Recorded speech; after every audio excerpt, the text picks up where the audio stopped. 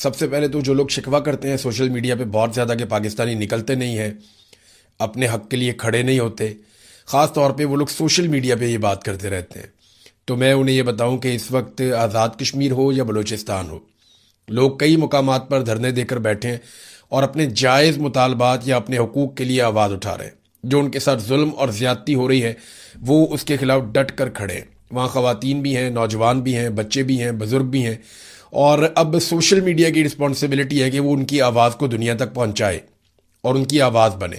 وجہ یہ ہے کہ وہ دور دراز علاقوں میں بیٹھے ہیں، وہاں پہ انٹرنیٹ بند کر دیا گیا ہے اور پاکستانی میڈیا کو بالکل اجازت نہیں ہے کہ وہ ان کی کوریج کرے یا دنیا کو بتائے کہ وہ لوگ کیا مطالبات کر رہے ہیں اور ان کے اوپر کیا حالات گزر رہے ہیں۔ میں اپنی ذمہ داری پوری کروں گا۔ میری آپ سب سے گزارش ہے کہ اس وقت پوری دنیا تک بلوچستان کے لوگوں کی آواز پہنچائیں اور کشمیر کے لوگوں کی آواز پہنچائیں، تاکہ وہ سخت موسموں کے اندر بیٹھ کر اس وقت جو احتجاج کر رہے ہیں یا اپنے حق کے لیے کھڑے ہیں انہیں مایوسی نہ ہو۔ ان کی آواز بننا ہم سب کی ذمہ داری ہے۔ بلوچستان میں ایک دھرنا ختم ہو گیا، ہرنا اوڑک کا جو ایک دھرنا تھا وہ ختم ہوا، اور اس کی وجہ یہ بتائی جاتی ہے کہ کچھ لوگ بازیاب ہوئے ہیں اور کچھ یقین دہانیاں کروائی گئی ہیں حکومت کی جانب سے، جس کے بعد ان کا وہ دھرنا ختم ہوا۔ لیکن باقی جگہوں پہ دھرنے جاری ہیں۔ زیارت کے جو لوائقین ہیں وہ بھی اس وقت دھرنے دے کر بیٹھے ہوئے ہیں۔ جبکہ ایک اور انفارمیشن مجھے ملی جو بڑی حیران کن اور پریشانی والی بات ہے کہ جو پولیس اہلکار ہیں وہ اپنے استعفے جمع کروا رہے ہیں۔ اس کی کنفرمیشن نہیں آ رہی، لیکن یہ بار بار گردش کر رہی ہے سوشل میڈیا پر، یا بلوچستان میں لوگ کلیم کر رہے ہیں بار بار، کیونکہ جب تک سرکاری طور پہ اس کی تصدیق نہیں کی جاتی تب تک ہم کچھ کہہ نہیں سکتے، اور سرکار ایسی خبروں کی تصدیق جلدی کرتی نہیں ہے۔ بہت زیادہ ڈی مورال ہوئی ہے پولیس اور سیکیورٹی فورسز بلوچستان میں، اور انہیں لگا کہ انہیں اکیلا چھوڑ دیا گیا مرنے کے لیے، اور ان کا ساتھ کسی نے نہیں دیا جب وہ دہشت گردوں کا مقابلہ کر رہے تھے۔ 200 کی تعداد میں دہشت گرد آئے ہوئے تھے اور وہ چاروں طرف سے گھیر کر گولیاں چلا رہے تھے۔ ایسے میں نہ تازہ کبک بھیجی گئی اور نہ ہی ہتھیاروں کی سپلائی بھیجی گئی، بلکہ کچھ لوگ یہ دعویٰ کرتے ہیں کہ جو سپلائی ہتھیاروں کی آ رہی تھی اس کے رستے میں بھی روڑے اٹکائے گئے، جبکہ عام شہری نکل کر پولیس کی مدد کرتے رہے، کوئی فائدہ نہیں ہوا۔ اور پھر جو پولیس کے ساتھ ہوا، جس طرح ان کی لاشوں کے ساتھ ہوا، جیسے بے حرمتی کی گئی، یہ سارا کچھ اب تاریخ کا حصہ بن گیا۔ تو پولیس اب اس وقت بہت ناراض ہے، نہ صرف ناراض ہے بلکہ وہ خوفزدہ بھی ہیں کہ انہیں تو جیسے ایک چارے کے طور پہ استعمال کیا جاتا ہے ویسے استعمال کیا جا رہا ہے، لہذا اب وہ استعفے دے رہے ہیں۔ الگ الگ اطلاعات آ رہی ہیں، کبھی تصاویر لگا کر بتایا جاتا ہے کہ یہ پولیس والے انہوں نے استعفیٰ دے دیا، کبھی کوئی ڈاکومنٹ دیا جاتا ہے کہ یہ پولیس والے انہوں نے بھی ریزائن کر دیا۔ اب سرکار اس کے اوپر کیا حکمت عملی بناتی ہے یہ ہمیں آنے والے دنوں میں پتہ چلے گا۔ لوگ کافی ناراض ہیں بلوچستان میں، وہ اس وجہ سے بھی ناراض ہیں کہ ہمارے وسائل کے ساتھ، یعنی ہمارے پیسے پہ لیے ہوئے قیمتی جہازوں پہ بیٹھ کر شہباز شریف اور فیلڈ مارشل کوئٹہ آئے، لیکن انہوں نے ہماری بات ہی نہیں سنی، ہمارے شکوے ہمارے گلے سنے ہی نہیں۔ تو اس بات کے اوپر انہیں کافی تکلیف ہے۔ جو وزیر داخلہ ہے جس کو اس وقت بلوچستان میں ہونا چاہیے تھا، وہ ورلڈ ٹور کر رہا ہے، کبھی اقوام متحدہ کے اندر، کبھی کہیں پہ، کبھی کہیں پہ، پھر زودان ممدانی سے ملاقات کرنی ہے امریکہ میں، جو نیو یارک کا میئر ہے، ابھرتا ہوا لیڈر ہے اور بہت تگڑا سیاسی لیڈر ہے وہاں پہ امریکہ میں، اور بڑی مقبولیت ہے اس کی پبلک میں، اس سے بھی ملاقات کے لیے دعوے کیے جا رہے تھے۔ وہ ملاقات تو کٹائی میں پڑ گئی۔ اس کی وجہ یہ ہے کہ محسن نقوی کے بارے میں پاکستانیوں نے امریکہ میں باقاعدہ یہ ٹرینڈ چلایا، اور امریکن سرکار کو تو وہ نہیں قائل کر سکے کیونکہ وہاں پہ ڈونلڈ ٹرمپ ہے، اس کو کوئی فرق نہیں پڑتا، لیکن زہدان ممدانی جو ہیں، جو میئر ہے نیو یارک کا، اس کی ٹیم کے ساتھ رابطہ کیا، ان سب کو ٹیگ کر کے باقاعدہ کمپین چلائی۔ اس میں کچھ ڈاکٹرز ہیں وہ بڑے امپورٹنٹ رول پلے کرتے رہے، اس کے علاوہ کچھ صحافی بھی ہیں، وقاص احمد صاحب بھی ہیں۔ وہ لوگ یہ لکھتے ہیں کہ اگر آپ محسن نقوی جیسے فاشسٹ آدمی سے ملاقات کرتے ہیں تو اس کا مطلب ہے کہ آپ ان لوگوں کے ساتھ تعلقات بنا رہے ہیں جنہوں نے مجھ پر دباؤ ڈالنے کے لیے میری فیملی کو پاکستان میں اغوا کیا اور انہیں نقصان پہنچایا۔ یہ کام تو احمد نورانی صاحب کے ساتھ بھی کیا گیا، شہباز گل کے ساتھ بھی کیا گیا، ان کا بھائی اٹھا لیا، یہاں پہ جو شہزاد اکبر صاحب ہیں ان کے ساتھ یہ کیا گیا، اظہر مشوانی کے ساتھ یہ کیا گیا، کئی لوگوں کو خود اغوا کیا گیا، کئی لوگوں کی فیملیوں کو اغوا کر لیا گیا، کئی لوگوں کے خاندانوں کو دربدر کر دیا گیا۔ تو یہ سب کی کہانی ہے۔ تو اب جو انفارمیشن آ رہی ہے، اب تک کی اطلاع، ویسے یہ بہت گھنے ہیں، کوئی پتہ نہیں ان لوگوں کی ملاقات ہو ہی جائے، پورا زور اور طاقت تو یہ لگا رہے ہوں گے، لیکن اب تک کی جو اطلاع آ رہی ہے، ممدانی نے ملاقات کرنے سے انکار کر دیا، اور یہ دعویٰ کیا جا رہا ہے سوشل میڈیا کے اوپر جو ایکٹیوسٹ ہیں امریکہ میں موجود پاکستانی، ان کی جانب سے، کہ جناب جو ایک پہلے ملاقات طے کی گئی تھی وہ ملاقات اب کینسل کر دی گئی ہے۔ میئر ممدانی کی جو کمیونیکیشن ڈائریکٹر ہیں انہوں نے یہ سٹیٹمنٹ دیا اور یہ دعویٰ کیا مہلکہ سمدانی نے کہ اب ممدانی ملاقات نہیں کر رہا محسن نقوی سے، کیونکہ اس کو اس بات کا آئیڈیا ہو گیا کہ یہ فاشسٹ لوگ ہیں، انہوں نے پاکستان میں قتل و غارت گری کی ہے، بہت نقصان پہنچایا ہے پاکستانیوں کو، لہذا وہ ملاقات منسوخ ہو گئی ہے۔ وزیر داخلہ کو اس وقت ہونا چاہیے تھا بلوچستان میں، لیکن وہ دنیا کا ٹور کر رہا ہے، کیونکہ آصف منیر صاحب سے جو تعلق داری عزیز داری ہے وہ شوق پورے کرنے کے لیے، اس آدمی کو شوق تھا وزیر اعلیٰ بننے کا، 1 سال تک وزیر اعلیٰ رکھا گیا۔ اس آدمی کو شوق تھا کرکٹ کے میدانوں پہ راج کرنے کا، اس کو پی سی بی کا چیئرمین بنا دیا گیا۔ پھر شوق پورا کیا گیا، پاکستان کا سب سے طاقتور عہدہ وزیر داخلہ پاکستان بنا دیا گیا، سینیٹر بنا دیا گیا۔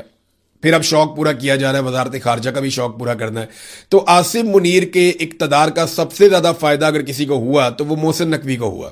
ایک دن رانا ثناء اللہ نے کہا کہ جی محسن نقوی صاحب کی بڑی مہربانی ہے کہ وہ کہیں شہباز شریف صاحب کی جگہ وزیر اعظم نہیں بن گئے، تو اگر فیلڈ مارشل آصف منیر چاہے تو کسی وقت بھی کوئی نگران سرکار بنا کے یا قومی حکومت تشکیل دے کر وہ محسن نقوی کو وزیر اعظم پاکستان بھی بنا سکتے ہیں۔ انہیں پوچھنے والا کون ہے؟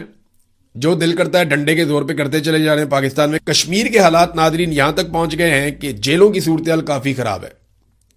مجھے کئی لبھائقین نے بتایا کہ جیلوں کے اندر جو ان کے پیارے بند ہیں یا جنہیں پکڑ لیا گیا اس تحریک کے دوران، انہیں مجبور کیا جا رہا ہے ویڈیو بیانات دینے کے لیے۔ خاص طور پہ میں نے آپ کو پہلے بتایا تھا کہ احمد فرحات صاحب پہ بہت دباؤ ہے، اور انہیں کہا جاتا ہے کہ آپ ایک ویڈیو بنائیں اور ویڈیو بنانے کے بعد آپ اپنے گھر جائیں، لیکن وہ ویڈیو بنانے سے انکاری ہیں، وہ ویڈیو بنا نہیں رہے۔ اچھا، میرے خیال میں اگر وہ ویڈیو بنا بھی دیں گے نا تو ان کو اتنی جلدی نہیں چھوڑیں گے جب تک کہ یہ معاملہ پورا ریزالو نہیں کر دیں گے۔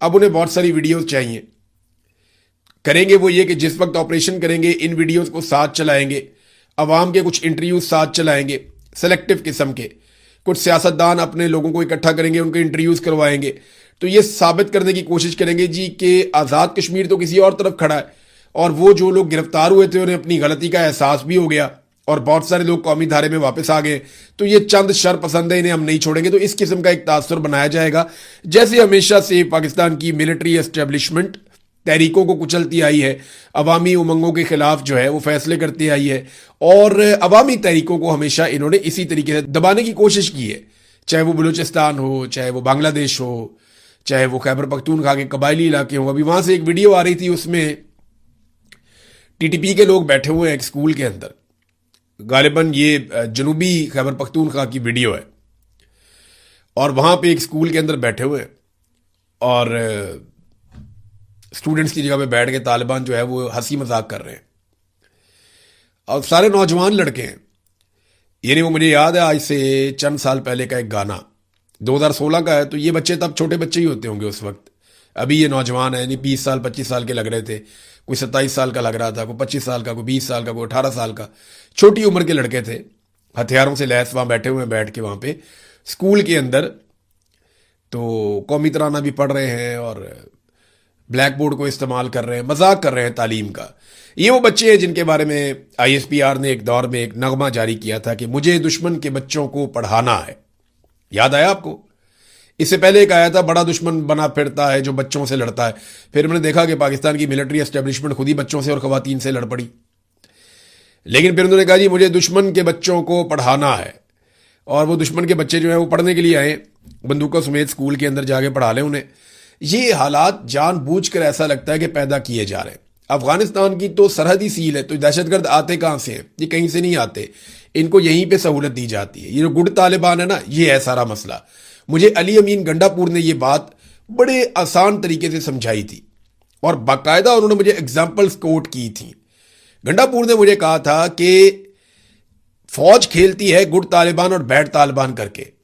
جو بیڈ طالبان ہیں ان کو یہ کہتے ہیں مارو، اور ان کو مار کے یہ دنیا کو بتاتے ہیں کہ جناب دیکھیں ہم کتنے اچھے لوگ ہیں، اور انہوں نے اپنے گڈ طالبان بھی رکھے ہوئے ہیں جن کے ذریعے سے یہ نظام کو کنٹرول کرتے ہیں اور جگہوں پہ قبضہ کرتے ہیں اور بڑے طریقے سے وسائل کو کنٹرول کرتے ہیں، اور جب لوگ ان کے رستے میں رکاوٹ بنتے ہیں تو یہ گڈ طالبان کو اس علاقے کے اندر بھیج دیتے ہیں۔ یہ بات مجھے علی امین گنڈا پور نے اس وقت بتائی جب وہ وزیر اعلیٰ پنجاب تھے. بہرحال اس وقت بلوچستان کے اندر استعفے آ رہے ہیں, بلوچستان کے اندر دھرنے چل رہے ہیں, کشمیر کے اندر بھی ایسی صورتحال چل رہی ہے. کشمیری اپنے حق کے لیے ڈٹ گئے. تو اب پاکستانیوں کی رسپانسبلٹی ہے کہ جہاں جہاں انہیں موقع ملے وہ کشمیریوں کی آواز پوری دنیا تک پہنچائیں. کشمیری خود بھی بڑے تگڑے زوردار طریقے سے اپنی آواز دنیا تک پہنچا رہے ہیں. ناظرین, خیبر پختونخوا میں جو مراعات والا بل آیا تھا, جو ایک قانون پاس کیا گیا, اس پہ گورنر خیبر پختونخوا نے بہت عجیب و غریب سٹیٹمنٹ دے دیا. گورنر نے کہا جی میں اس کے اوپر دستخط ہی نہیں کروں گا. گورنر نے یہ بھی کہا کہ نہ صرف میں اس کے اوپر دستخط نہیں کروں گا بلکہ میں اس کی مخالفت کروں گا, میں اس کے اوپر اختلافی نوٹ لکھوں گا. اس طرح کی باتیں گورنر خیبر پختونخوا نے کہیں. لیکن دراصل انہوں نے کیا کیا, یہ قسمت خان صاحب تو ڈاکومنٹ ساتھ لے کر آ گئے, انہوں نے سارا پول کھول دیا. معاملہ یہ ہوا کہ 30 اپریل کو یہ بل پاس کروایا گیا تھا اسمبلی سے. اس کے بعد یہ چلا گیا دستخط کے لیے گورنر کے پاس. تو گورنر کو اس وقت لکھنا چاہیے تھا اختلافی نوٹ. لیکن ٹھیک 6 دن کے بعد گورنر نے اس بل کے اوپر دستخط کر دیے 6 مئی کو. یعنی ان کے بعد 10 دن کا ٹائم تھا کہ 10 دن کے اندر اندر وہ اختلافی نوٹ لکھ کر نظر ثانی کے لیے اس قانون کو واپس بھجوا سکتے تھے. لیکن گورنر نے 6 مئی کو اس کے اوپر دستخط کر دیے اور اسے فوری طور پہ قانون بنا دیا اور اس کے بعد چپ کر کے بیٹھ گئے خاموشی سے. لیکن اب جب یہ معاملہ اٹھا, اور معاملہ اٹھایا کس نے؟ پاکستان تحریک انصاف نے اٹھایا. پاکستان تحریک انصاف کے ورکر نے جب رولا ڈالا کہ یہ کیا چور بازاری آپ نے کی ہے, آپ اتنے بڑے بڑے مفادات لے رہے ہیں, عمران خان جیل کے اندر بیٹھا ہوا ہے, عوام پس گئی ہے مہنگائی کی اور غربت کی چکی میں, اور آپ اتنے بڑے بڑے فائدے لے رہے ہیں. جب پاکستان تحریک انصاف کا کارکن کھڑا ہوا ہے اس ظلم کے خلاف, تو اب گورنر صاحب بھی اس میں فائدہ اٹھانے آ گئے اور ایک لیٹر بھی جاری کر دیا ہے جس کے اوپر تاریخ نہیں لکھی ہوئی کہ جناب میں تو اختلافی نوٹ لکھ چکا, میں تو اس کے بہت خلاف ہوں. لیکن 6 تاریخ کو جس نے دستخط کیے وہ کون تھا گورنر صاحب؟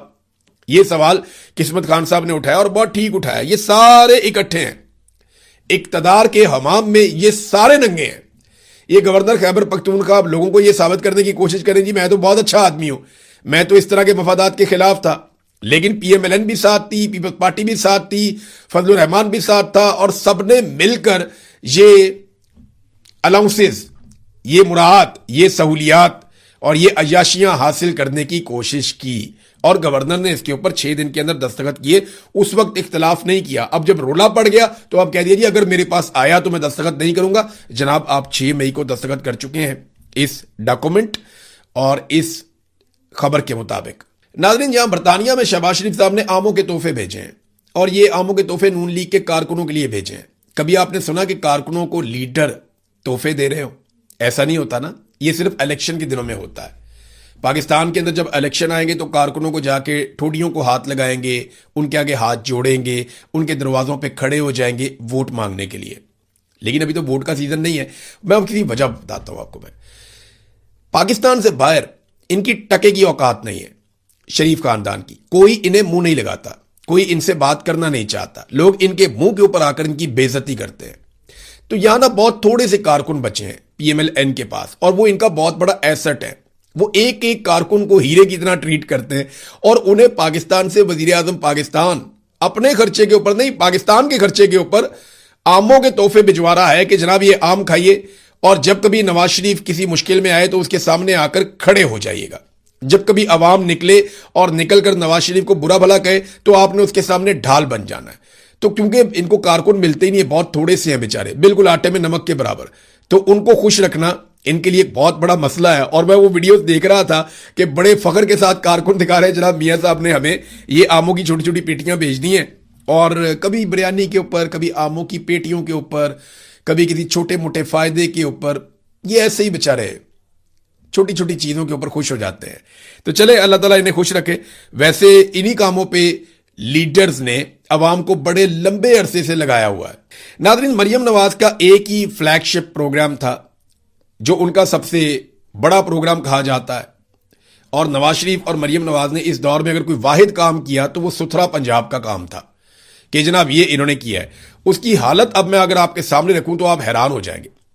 ستھرا پنجاب کے جتنے بھی ٹھیکیدار ہیں, یہ پروجیکٹ اس طرح سے کام کرتا ہے کہ ٹھیکیداروں کو انہوں نے آگے سے ٹھیکے دیے ہوئے کہ آپ نے فلاں فلاں فلاں فلاں ایریا آپ کی ذمہ داری ہے, سرکار آپ کو پیسہ دے گی, آپ ان علاقوں کی صفائیاں کریں گے, سرکار عوام سے پیسہ اکٹھا کرے گی, سرکار اپنے اکاؤنٹ میں رکھے گی, ٹھیکیدار اپنے اپنے علاقوں کی صفائیوں کی ذمہ دار ہوں گے. جب وہ ٹھیکیدار صفائیاں کر دیں گے, ساتھ ساتھ جو عوامی پیسہ سرکار کے پاس پڑا ہے وہ اس میں سے اپنا حصہ نکال کے باقی ٹھیکیداروں کو دیتی رہے گی. یہ ہے فارمولا ستھرا پنجاب کا. کوئی یہ اپنے گھر سے نہیں لے کر آئے, لیکن انہوں نے ایک ہی کمپنی بنائی تھی, یا ایک ہی جو ان کا فلیگ شپ پروگرام تھا وہ یہ ستھرا پنجاب تھا.